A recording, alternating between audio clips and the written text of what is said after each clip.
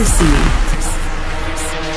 Hi guys, I'm at NEVERSEA Festival and right next to me is Gianluca Vacchi. Hi, hi. Welcome back to Romania. I know you've been here before, but in Bucharest. How was your first visit? No, I've been even here. Even I've been here? here, Okay. yeah. How do you feel here in our country? Yeah, I feel well. I always met people that want to have fun, want to share good vibes and want to smile. So I find myself at home here. Let's talk about music, because I know your passion for music started when you were just a child. Yes. Your grandma was your piano teacher. Yeah. Why didn't you continue with music as a teenager? Because I had other goals to achieve in life, but music was always present in my life, you know. So I just made it public, my passion, when I was 47 years old. So I mean, this was because my goal when I was like 20 years old was like being a businessman, you know, and I wanted to make money, and this is what I was like fighting for.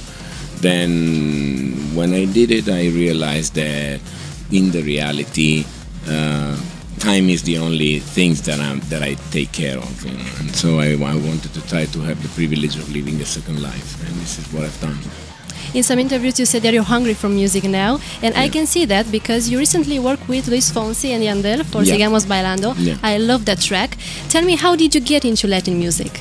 I always loved Latin vibes. You know, I had a grandmother which was Argentinian, and Latin vibe was, I mean, if I had to decide which kind of song to dance, I was always like my direction was like reggaeton or Latin music. You know? So when I started to dance Latin music, all the singers contacted me like saying, "Oh, please dance my song," and we became friends. And now I have so many collaboration going on. I had this song with Luis Fonsi, with Yandel, with Sebastian Yatra. Now I'm coming out in July 26th with the song with Becky G and Nacho and MC Fiotti. I have another one after the summer with very important featuring. I know you're very good friends with J Balvin, Yes, and you're my appearing little his brother, music yeah. video. How did you meet him? Yeah, he contacted me because of the reason I told you, and we became really friends. He's a great artist and he's a good soul, and he has huge values. So we immediately found each other. I know you said that you'd love to work with him and Dua Lipa. When can we expect to release a collaboration with them?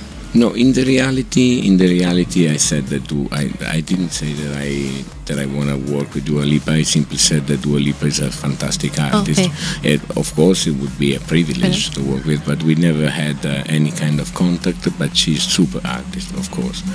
With J Balvin, I don't know, because you know when you are so much friend. You always try to keep your friendship separated by the rest. So when you're very, very friends, working together can be or could represent a risk. I understand. But we'll see, because we are supposed to be intelligent people and wise people, so we'll see. Anyway, I'm really curious about the collaboration with Becky G. I can't wait to listen to it. Yeah, she's fantastic. I'm in love with Becky. She's like a bomb, a Latino bomb. He's a full of energy. Latino bomb, and there's a Brazilian touch because there's MC Fiotti, the guy that made Boom Boom Tam Tam. Anita, you can work with her too. She's Anita is the queen. a goddess, in my opinion. Tell me, how do you choose the tracks for a festival? For example, for tonight.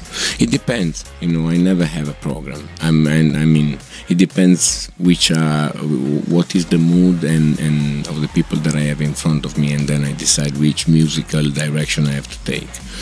I'm not the kind of person that wants to make his music and independently from what is the crowd reaction in front of him. So I decide minutes after minutes. Besides music, I know you're very popular on Instagram. You have more followers than some Victoria's Secret models. What they should learn from you to become better influencers? What they should learn from you to become better influencers? You know, it's very difficult to. What I know is that you have to have an interesting life, of course, but it has to be your real life. You know, Or you can make it interesting. Yeah, but it has to be real, in the sense that if you want to be successful, as I always say, your virtual life has to be exactly overlapped to your real life. Otherwise, you can be successful for a short period, but then people realize that it's not your real life, and they're not going to be identified in you. And so, I mean, and then another thing that I can say is that on social media you gotta be yourself, with no filters, no mask, no acting, because at the end of the day you gotta respect the intelligence of people that are watching you at the moment. And if you respect people, you have to be yourself, not acting, because they understand. So you must be a really funny guy in real life, because your Instagram profile, I know, it's full of good vibes. Yeah. It makes me laugh sometimes. But that's my life, you know. I joke with everything. I respect the others, but I joke, and I love to. I mean, I have clear in my mind that life is alone, and for sure we have to give it back. We just don't know when we have to give it back. So we have to respect life. You have to enjoy it. People know about you that you are rich, that you are famous on Instagram, and you are a very good dancer. What else should they know about you? Do you have any other talents? That there is a lot more, you know, because I mean, I made my own way in like under the material point of view, under the worth point of view. So first of all, you gotta, understand that if a person built like a net worth like the one I've built, there is something more, and then maybe people should understand that when you are able to catch the attention of many people, is because you understand, the mind of people, you know. And to understand mind of people, you have to have a lot of studies, humanistic studies, for example, like I had. And because, you know, Instagram, of course, shows like the first 3 inches of water, but then there's something deeper, you know. But of course you have to show those 3 inches, otherwise, because people want to relax when they go.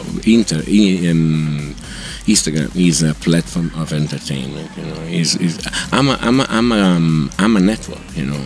Everyone that has like a big following crowd is a network.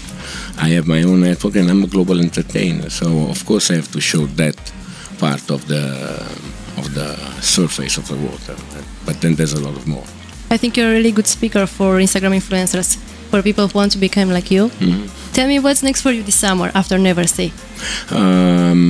I have like 35 shows, something like that, in July, August, and first days of September, and then you release the new tracks. Yeah, of course. But I spend a lot of time in studio, so, you know, releasing tracks many times doesn't depend from how much you produce. Then you have to find the featuring, you have to like set the agreements between labels. So if I would release all the tracks that I produce, I would have to release 1 track every 15 days. You know? Thank you very much. You're so welcome. Thank you for having me. Thank you. Kiss. Your #1 hit radio.